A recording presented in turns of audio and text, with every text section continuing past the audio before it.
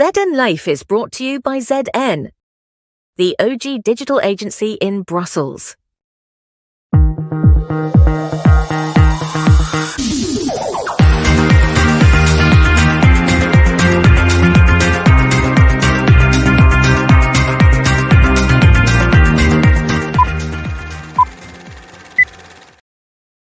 And live from Brussels, it's ZN Live.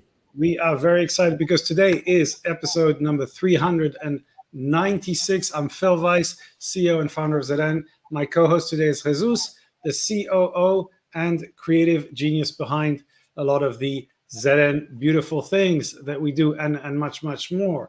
Today, our guest is Alia, who is herself an influencer, and we're going to talk a bit about that in a second. She is also a journalist, the president of the Press Club of Brussels, as well as the founder and artistic director of the Writers' Festival of Belgium. Now, this is, of course, very exciting because the festival is happening this weekend. That is tomorrow. And I'm sure Alia is very busy with those preparations. So, Alia, tell us a little bit about what is this festival about? What are you most excited about seeing tomorrow? Thanks so much, Phil. Thanks, you guys, for having me on. Very amazing timing, of course. We'll be in as we approach your 400th episode. So now I have to watch the countdown, which one will be the 400th one you'll have on. This is a festival that's happening in Leuven this weekend. I have to warn a lot of people. I've been trying to do it on social media. There's an international gravel bike ride taking over the city at the same time. So let's see.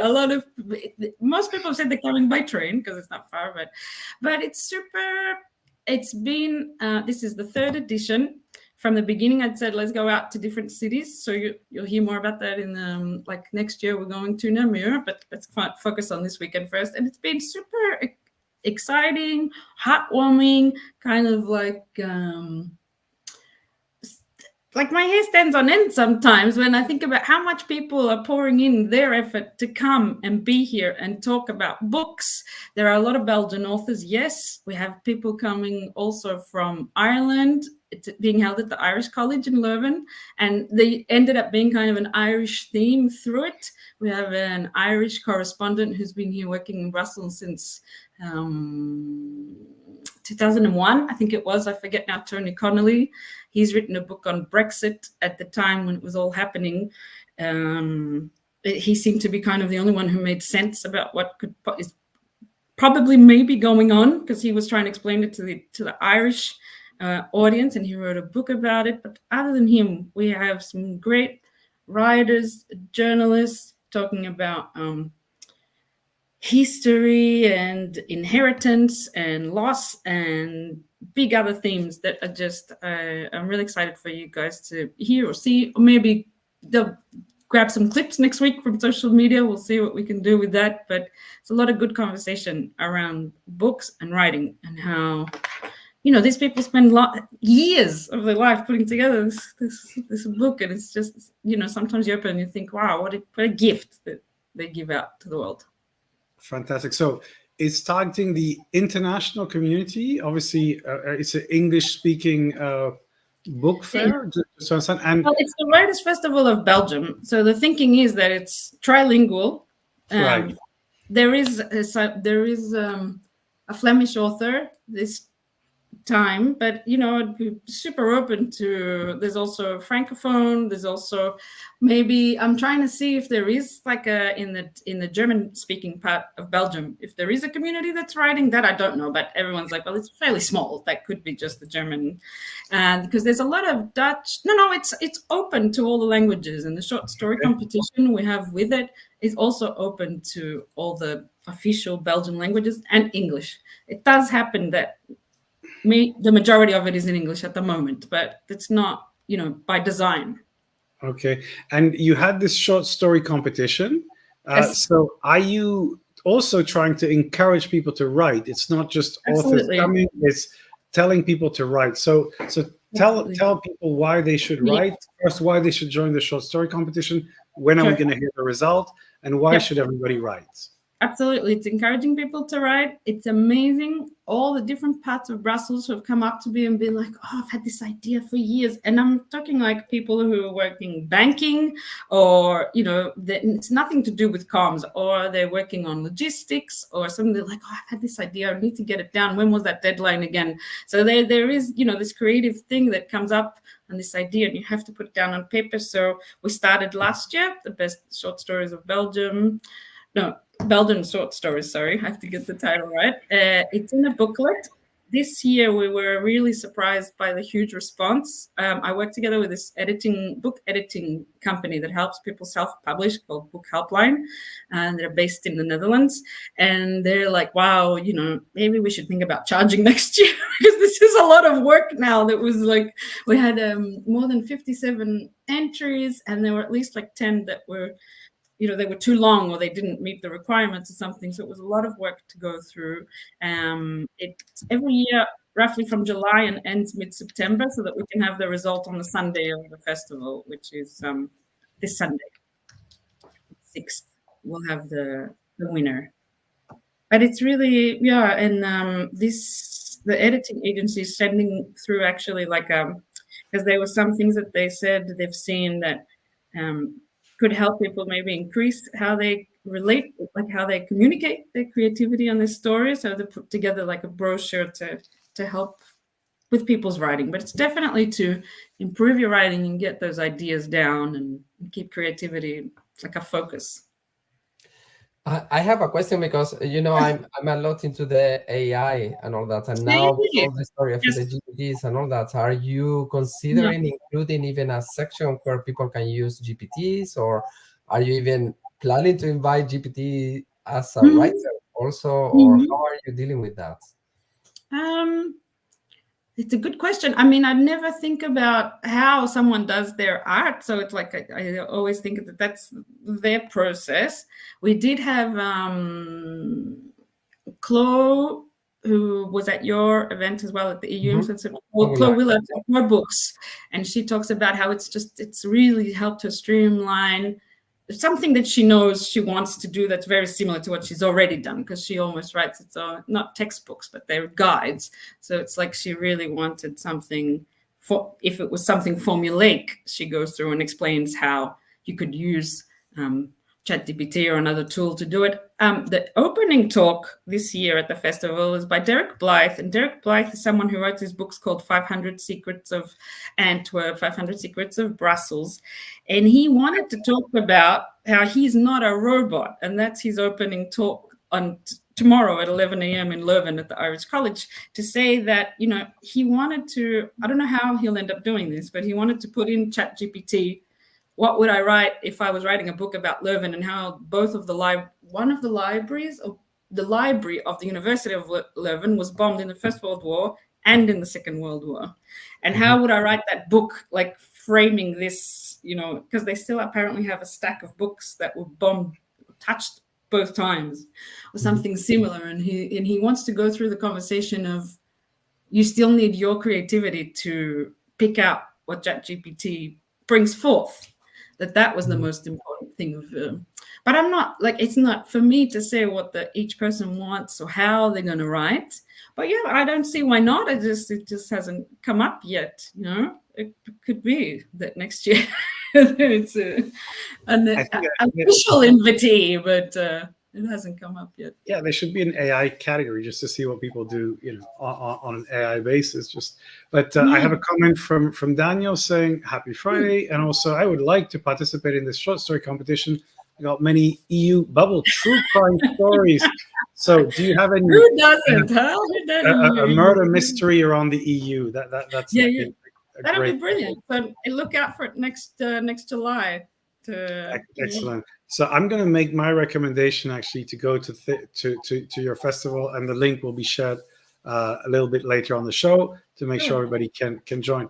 Now I want to turn to your other hat, which is president of the EU Press Club in Brussels, and you are as the Press Club Brussels Europe, and basically at our EU Influencer event. We talked about the future of journalism, And, we just talked about writing, which is, of course, a core skill of journalists. But we also talked about TikTok journalism, people creating videos, expressing journalism in a new way. So I'd like to hear from you, how much do you think journalism is being transformed by these new channels?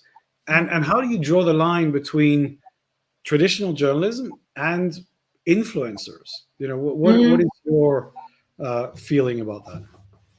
Yeah, I mean, I really think that let's say since 2006, I think it was 2006 that Facebook started, and that news also was starting to really be influenced about how to use these platforms to promote their newsroom, and to try and keep a community, which is something that I also did as a journalist. There's just been like a digital tsunami that's hit the businesses that jumped on for the ride. It's just was something that I mean, I only have examples for 3 countries that I worked in, which is Greece and Belgium and Australia, where I started as a journalist. But it was such an unpredictable, such a huge wave of changing the way, just from print. Like I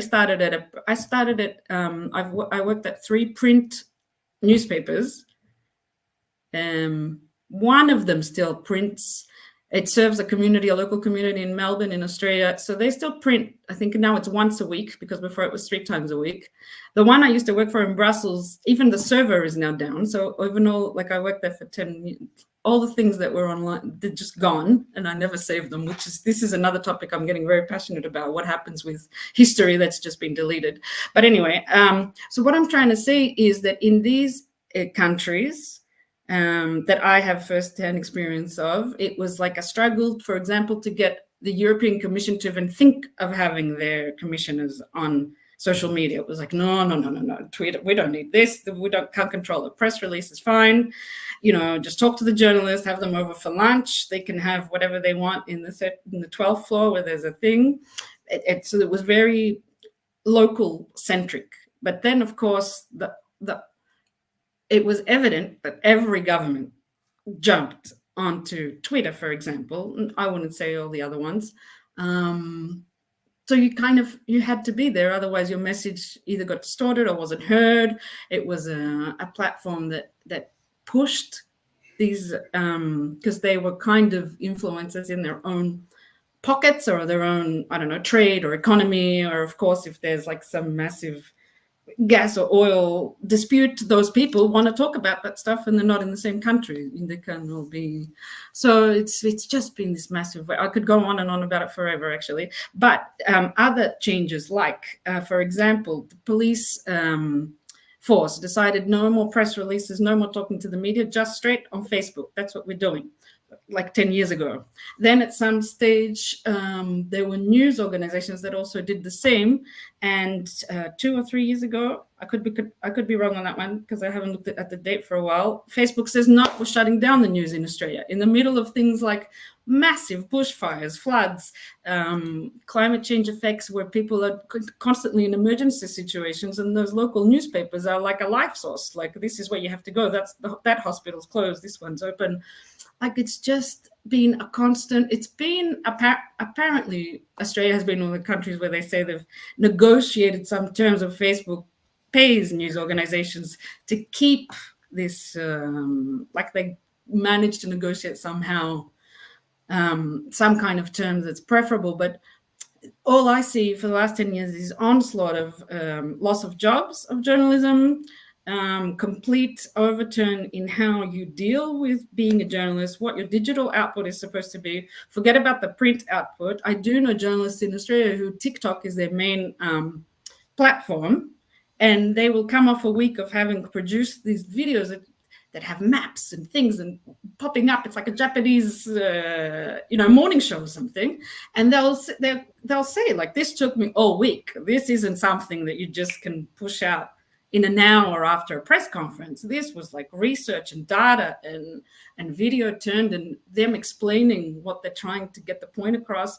So it's a lot of work at the same time. I don't know if that answers your question, but there's so many examples that I've seen in the last decade plus of how it's just been like this digital tsunami that's changed the whole sphere of it. But I do agree with James, because at your EU influencer event, he said, I'm a journalist, obviously, and that doesn't change. It's just that what platform, how, and what message is he, he's trying to kind of explain the EU in the most transparent terms that he can. So what is his audience? It kind of seems like that's gone towards a podcast, but who knows? Like next month, it could be something else that is, where he needs to be seen and heard, if you know what I mean.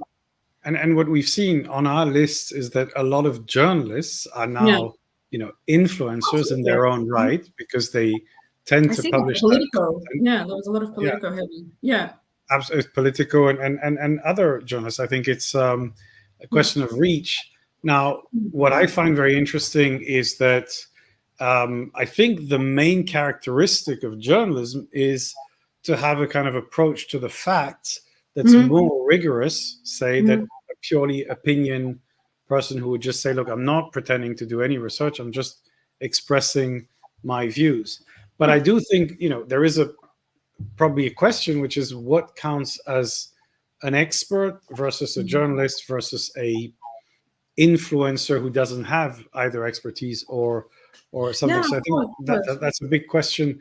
And I want to ask you, in terms of the institutions, you said that they have now been very active using these platforms, but of course we've had the question on X in particular of people staying not being comfortable with the platform, which, by the way, I think has been true of every platform. Facebook, TikTok, so. People always say, well, look, there's an ownership issue, it's basically somebody else's platform.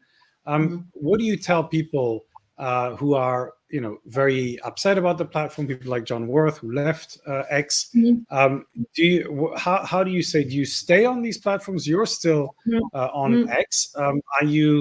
Are you considering shifting or kind of diversifying? What's your recommendation for these people? No, I mean, it's a good question. And I have to say, well, just in terms of Politico, just super quickly, I was going to say it does reflect what does happen in Brussels.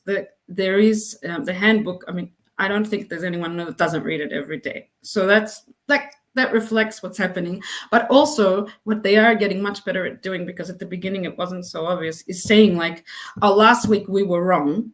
And this, we said it was that person's birthday. It's not. We said it was this, but it wasn't that. This ambassador didn't say that. He said this. And this is what is something that defines misinformation, disinformation. It does. I mean, you can't, maybe it's not possible to be 100% infallible, but you have to at least be saying, I'm aiming for accuracy. The rest, But the platforms, I have to say I am still on X. I have to say I have had the conversation with myself. Hopefully we're not turning into an old age person. I'm not turning into someone who starts talking to themselves. But when Elon Musk did buy X, it's more of a question of what does this mean for politics? Because I was asking kind of my peers and those around me, like, okay, all these governments are on here. I mean, apart from, of course, all the journalists and all the things, if this does fall apart, because there were all those questions about what was happening with Jack Dorsey, etc., crypto, blah, blah, blah. And it's like, well, that's a bit, interesting, since this is a platform that holds all of these people in one place. So then my first question was the politics, but then I can't deny that I am still addicted. I think I said this last time I was on ZN Live. My name's Alia Papageorgiou and I'm addicted to Twitter, especially with the elections happening this year and next year. It's just somewhere where I can still find local newspapers that will tell you what's happening in their town, how people are voting. There's nitty gritty in there, and journalists that I've known for, well, now since 2006, and they're still there, mostly. I mean, sometimes it gets a lot. I deleted the Facebook app, I have to say, off my phone during the pandemic because I was working, I think I've said this to you guys before, I was working on this very short contract with the commission on, relaying vaccine information, and especially with I had a lot of Belgian friends. I mean, I have a lot of people over the world because I have family all over the world, but Greece, especially, who was very anti-vaccine, and going into this nationalistic strain of, I don't know, almost war. It was like a war. I was like, I can't handle this anymore. There were people like just attacking each other all day, every day, as a pastime. Maybe, I'm not sure how to explain it during the pandemic, but it was pretty harsh. And on the European Commission page, there were thousands, streams of messages, hate, anti this, anti this, anti that. It was very hard to handle. So that when I did have to do work on it, I just used my laptop and did it on that. I had to delete off my app. So I do know it was like I still think it was like a weighty moment. It was like, but this is like my goddaughters and they're from Australia. My primary school friends from another country, cousins from other countries. I'm like, I really use this, but Messenger is still there. But and I have seen that I can do that if I need to with Twitter. I just haven't done that. And platforms, they do change. I think exactly what you said before, Phil, about it has happened to all of them, that there have been factors, there have been issues, legalities. I mean, markets and politics, that's something else, again, completely, of how they're dealing with different digital norms, standards, marketplace compliance, etc., GDPR and all of that. That's another level as well. So there's many factors. Yeah, I think the issue is that the platforms will continue to change, and the problem is, of course, even if you build a follower base on one platform, another one might become more relevant in the following 3 to 6 months. I think I felt that the surprising thing about this year was that X was still so dominant despite everything that we talked about last year. I think the fragmentation continues. And we just have to say, okay, some places I find that I get much more engagement on LinkedIn. If you look at our EU influencer conversation, there was a lot of discussion on LinkedIn. We also posted on X, where a lot of people are. Yeah. It was kind of like more of a distribution than a conversation. So that's a change from before. I think last year we still had most of the kind of visibility and discussion on X. Now, coming to, actually, I'm going to ask you for two recommendations for young people. So when you meet somebody who comes to you, and I guess you have two hats. So one of them is, I want to start my career in journalism. What is your advice? And if they want to write their first book, what is your advice? Well, both cases is write, and then write some more. And then it's trying to figure out if it's relevant for them to be passionate about one area, because sometimes if you really love doing one thing, that kind of it helps you become a bit more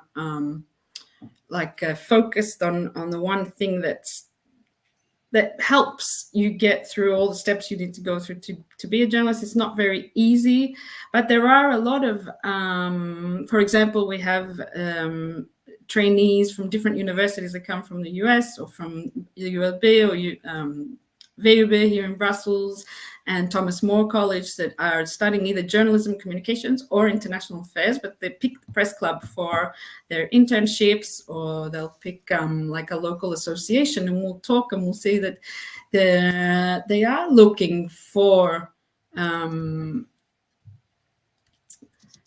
yes, to be journalists. They can see that it's exciting to be in Brussels. Somehow they do see that at the press club, that these press conferences, the visitors and the actual institutions themselves. But then it's really to find your own personal interest and love for which section, because I do meet people that say, I really want to be in communications, and I need this kind of I need this foundation of being able to write quickly on rote. Sometimes when you're working as a young journalist, you can be writing 5 6 articles a week, or hopefully not too many more than that, but you can be writing a lot of content every day. So it's the writing and just the getting out there and meeting people, obviously applying it. We've mentioned LinkedIn a few times. I think touching back into our last conversation, I think LinkedIn has built up this trust because it has been more about personal, professional outlook for the last 10, 15 years, however long they've been there, and it's paying off. Like, there's a lot of people who are being hired because they've seen CVs on LinkedIn, or even agencies will just dive into people's profiles and send them messages. That's also increased a lot.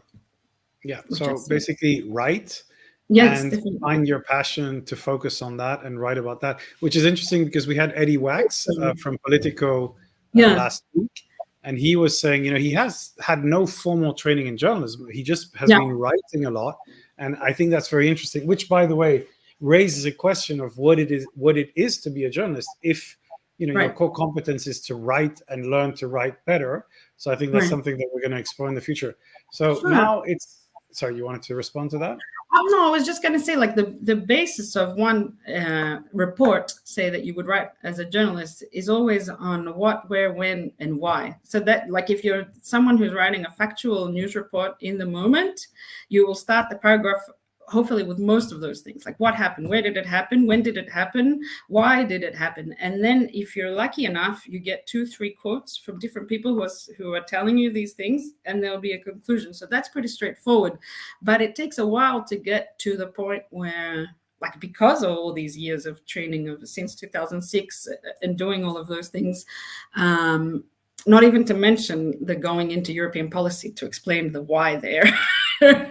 Like you get better, like everything. The first time you do it, it's not a given, but as soon as you start repeating it, and then you start looking at who's doing what and what are they doing, and that's interesting, and there's sorry to get into journalism talk, but there's also this other thing that I love, which is I always like talking to you about it, Phil, because you like this word too, is the hyper local news, which I know it's not exactly the same as hyper thinking, but I think it's related. It's this attitude of looking at one person up close, telling their personal story, which will have the what, where, why, when, but I mean, it can just tell everything sometimes. Like, I think that's what's drawing a lot of people to, dare I say it, storytelling, writing stories, writing books, whatever, because if you really read something that, not that touches you, but that has this kind of underlying